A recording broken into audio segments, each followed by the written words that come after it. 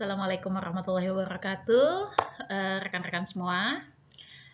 Kali ini saya akan membawakan sebuah narasi video tentang hasil penelitian internal yang sudah saya lakukan di Universitas Mercu Buana, yaitu tentang implementasi Capability Maturity Model Integration dalam pengukuran kinerja proyek pengembangan sistem informasi bank sampah di wilayah Kelurahan Duri, Kepa, Kebonjeruk, Jakarta Barat. Perkenalkan, nama saya Riri Fajriah, Eskom MM. Jadi, apa yang sudah saya lakukan dimulai dengan melakukan problem identification dengan menerapkan metode SWOT analysis. Di sini tujuannya untuk mengevaluasi kekuatan, kelemahan, peluang, dan mengaruhi apa sih kinerja dari Kelurahan Kepa terkait pengelolaan bank sampah di wilayahnya. Lalu juga mengembangkan sistem web bank sampah atau kita sebut dengan sistem informasi bank sampah Kelurahan Kepa. Pendekatannya adalah menggunakan Rapid Application Development Method. Lalu kita juga berupaya untuk bagaimana proyek ini bisa selesai dengan baik, yaitu menerapkan dengan metode Capability Maturity Model Integration atau CMMI. Nah, CMMI ini sangat membantu organisasi dalam menilai dan meningkatkan kapabilitas proses mereka dalam perencanaan dan pengawasan proyek pengembangan sistem informasi, dan artinya kita mau proyek ini bisa berjalan dengan tepat waktu dan juga optimal sesuai dengan apa yang direncanakan di dalam project planning.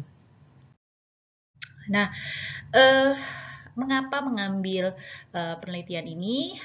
Penelitian ini juga bagian dari implementasi dari mata kuliah pengajaran yang saya bawakan tentang tata kelola teknologi informasi. Nah, secara empirical evaluation ya, kita tahu sekarang banyak perkembangan penelitian tentang keamanan informasi, manajemen resiko, kepatuhan pada governance, risk compliance, lalu juga pengembangan tentang IT governance framework, pengukuran kinerja IT, pembangunan kapabilitas IT. Nah, ini semuanya keterkaitannya dengan ITG.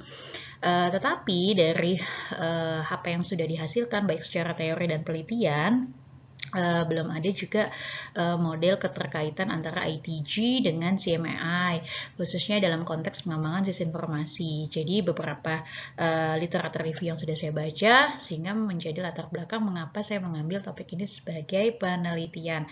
Intinya sih bagaimana proyek pengembangan sistem informasi bisa berjalan dengan optimal dengan pemantauan proyek menggunakan metode CMMI. Lalu penelitian ini juga terkait dengan RIP penelitian yang ada di Universitas Mercu Buana terkait dengan ITG ya. Selanjutnya apa yang akan dilakukan setelah melakukan CMMI proses dari proses identifikasi masalah. Tentunya kita ada perancangan sistem informasi, dan di CMMI proses juga kita melakukan analisa terkait dengan capability maturity level dari proses initial, manage, define, quantitatively manage, dan optimizing. Dan hasil SWOT analisis kita melihat bahwa strength-nya adalah upaya yang sudah dilakukan oleh Kelurahan Duri Kepa ini sudah sangat baik ya, adanya kedekatan dengan komunitas, akses terhadap sumber daya lokal, komitmen terhadap keberlanjutan lingkungan, ini bagus sekali. Tapi weakness-nya ya memang ada keterbatasan sumber daya, juga untuk bagaimana pengelolaan manajemen bank sampah ini dengan baik ya. Sehingga kita upayakan bahwa ada keunggulan teknologi yang bisa diimplementasikan supaya ini akan menjadi strategi bagaimana pengelolaan lingkungan bisa juga diterapkan dengan model digitalisasi yang optimal. Lalu hasil dari pengukuran dari tahap inisial, kita melihat bahwa level terbaik itu ada di level 3 define, yaitu terkait dengan bagaimana start by documenting the basic process yang digunakan oleh Kelurahan Duri Kepa terkait dengan pengembangan proyek sistem informasi yang akan dilakukan. Lalu untuk di level manage, nah ini sudah ada cukup baik tingkat kematangan di level 3 terkait dengan project planning dan project monitoring and control untuk pengembangan sistem informasi bank sampah. Dan juga di CMM ini kita lihat bahwa di level divine yang paling baik adalah itu di bagaimana training and process awareness yang membangun tingkat kesadaran, kepedulian dari sisi masyarakat terkait dengan pengelolaan bank sampah yang kita akan wujudkan di dalam bentuk sistem informasi. Juga bagaimana quality assurance sudah dilakukan, koordinasi kontrol dari tiap-tiap spot RW dalam pengumpulan sampah dan akhirnya bisa dikoordinir di kelurahan, dan ini yang perlu kita lanjutkan, tindak lanjuti bisnis prosesnya ke dalam bentuk implementasi sebuah sistem informasi. Lalu juga quantitatively project di dalam pengembangan sistem informasi bank sampah ini kita melihat dari sisi pengumpulan data, pengukuran atau juga terkait dengan performance data analisisnya sudah mendapat level kematangan yang cukup baik, yaitu di level 4, artinya quantitatively managed sudah bisa terorganisir dengan baik dan mendukung sekali proyek pengembangan sistem informasi bank sampah ini bisa terlaksana dengan optimal. Dan juga di optimizing ya, rata-rata masih di level 2 ya untuk manage, baik dari continuous improvement, rencana ke depan bagaimana pengembangan sistem informasi web bank sampah ini akan bisa lebih dioptimalkan lagi, sampai juga kita mengupayakan tentang data driven optimize, apa saja dari transaksi data ini yang nanti kita bisa optimalkan misalnya ke arah pengembangan data mining, predictive analytic yang dibutuhkan oleh kelurahan Durikpa.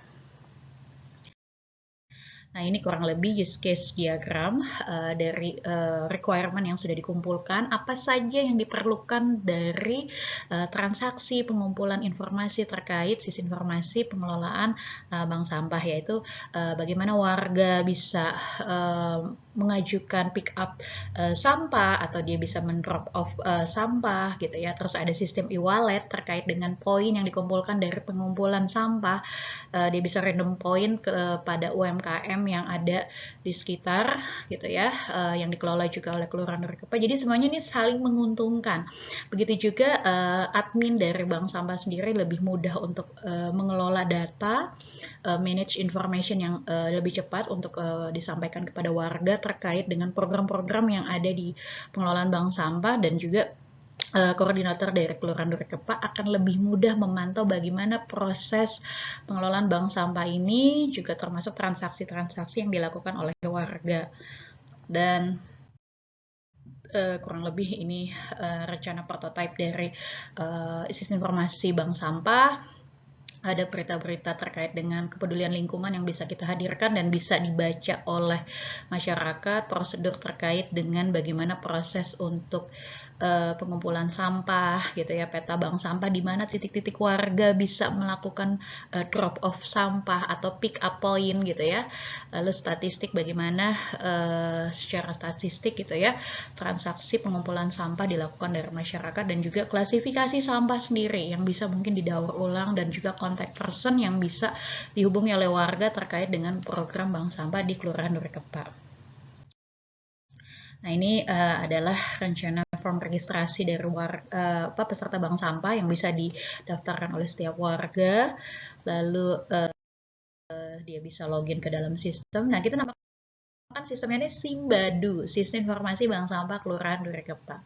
Di dalam sistem ini juga nanti selain bisa pick up dari sampah yang mau dikumpulkan, drop off, atau dia bisa taruh sampahnya di titik-titik poin yang dibutuhkan. Nah, yang paling penting adalah setiap pengumpulan sampah akan mendapatkan points yang di sini akan diupayakan menjadi e-wallet. Artinya, poin ini bisa menjadi sebuah nilai finansial. Warga yang mengumpulkan sampah, dia bisa dari poin yang dikumpulkan itu dia bisa membelanjakan ke UMKM kayak warung-warung, toko kelontong yang dikelola oleh Kelurahan Durikpa. Jadi semuanya saling menghasilkan.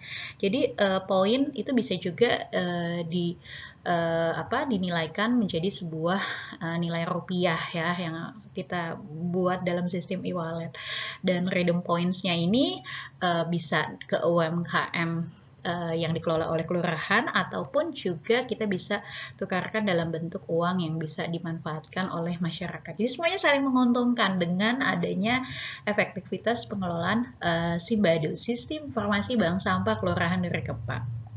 Dan sampah pun juga perlu diklasifikasi pada saat pengumpulannya, apakah itu berbentuk organik yang mungkin bisa didaur ulang sebagai pupuk, paper, atau bentuknya adalah glass atau electronic waste gitu ya, barang-barang elektronik yang sudah tidak terpakai, atau produk logam, besi, atau juga plastik. Jadi dengan klasifikasian ini akan memudahkan pihak kelurahan untuk memanage lingkungan dan mendaur ulang sampah sesuai dengan material bahannya.